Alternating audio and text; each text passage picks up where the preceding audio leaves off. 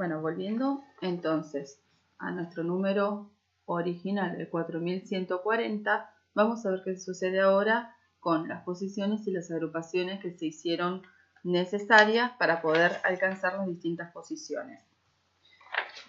Ahora vamos a tener la hoja de esta manera, ¿sí? El 0 en el lugar de la unidad, si son unidades no tengo que hacer ninguna agrupación de a 10. Entonces lo que nos va a quedar va a ser la cifra, en este caso el 0, multiplicado por una potencia que dijimos de base 10, cuyo exponente va a ser el 0, porque no hicimos ninguna agrupación. En el caso del 4, que está en el lugar de la decena, lo vamos a multiplicar por una potencia de base 10, cuyo exponente va a ser el 1. ¿Por qué va a ser el 1? Si yo miro la hoja, para pasar de la unidad a la decena, tengo que hacer una primera agrupación, ¿sí? Y entonces digo que 10 unidades me forman una decena. Agrupé una vez, ¿sí? Agrupé una vez 10 elementos. ¿Qué va a pasar con la centena? Para la centena yo ya tengo que agrupar 2 veces. De la unidad a la decena agrupo 10. De la decena hacia la centena agrupo otra vez 10. Entonces, en este caso, la representación polinómica va a ser el 1, que es la cifra que está ocupando esa posición, multiplicado por una potencia de base 10 cuyo exponente es el 2, porque 2 veces tuve que agrupar de a 10. El 4 que está en la unidad de 1000, en este caso, su representación polinómica va a ser 4 por una potencia de base 10, cuyo exponente es el 3. Porque yo acá lo que tuve que hacer es agrupar 3 veces para llegar a la unidad de 1000. De la unidad a la decena agrupé una vez, de la decena a la centena 2 veces, de la centena a la unidad de 1000 agrupé 3 veces. ¿Sí? ¿Cómo manifestamos esas agrupaciones? Con los exponentes de cada potencia. Quiere decir que si yo acá tengo una cifra en la decena de 1000, que es una agrupación más, su representación polinómica va a ser la cifra, cualquiera que sea, multiplicada por una potencia de base 10, cuyo exponente va a ser el 4. Si nosotros vemos esto en el cuadrito que tienen en el cuadernillo, ¿sí? Van a ver que están todas las posiciones. Está unidad, decena, centena, unidad de 1000, decena de 1000, centena de 1000, unidad de millón, decena de millón y centena de millón. Y si vemos la representación polinómica, cómo va agrupado, vemos que siempre se aumenta. Acá es el 1 por 10 a la 0, 1 por 10 a la 1, 1 por 10 a la 2, 1 por 10 a la 3. Recuerden que ese 1 es simplemente un ejemplo, ¿sí? Si la cifra es un 7, va a ser 7 por 10 a la 3, por ejemplo, ¿sí? Como vimos en el ejemplo del número 4140. ¿Qué relación tiene esto con el valor relativo? Si ustedes prestan atención, en el lugar de la unidad no va ningún 0, porque no se hizo ninguna agrupación. Y el exponente justamente es el 0. En la unidad hay un 0, en la decena, perdón, hay un 0.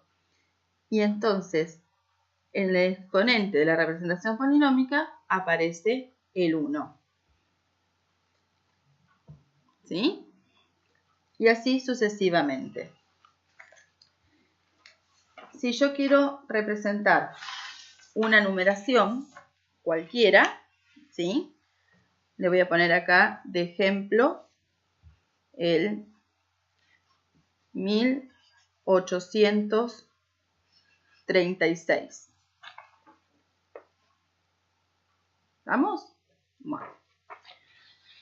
Si yo lo voy a representar por las posiciones, las ubico encima de cada cifra y entonces tengo una unidad de 1000 más 8 centenas más 3 decenas más 6 unidades. Esa sería la representación de este número por las posiciones que ocupan sus cifras.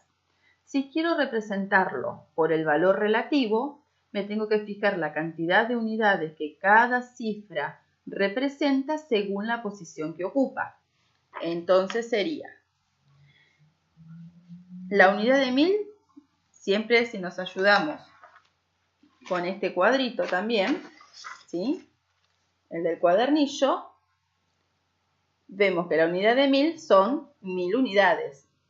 Entonces sería 1 por 1000 unidades más 8 por 100 unidades, porque una centena son 100 unidades, más 3 por 10 unidades, que sería lo que representa una decena, más 6 por una unidad.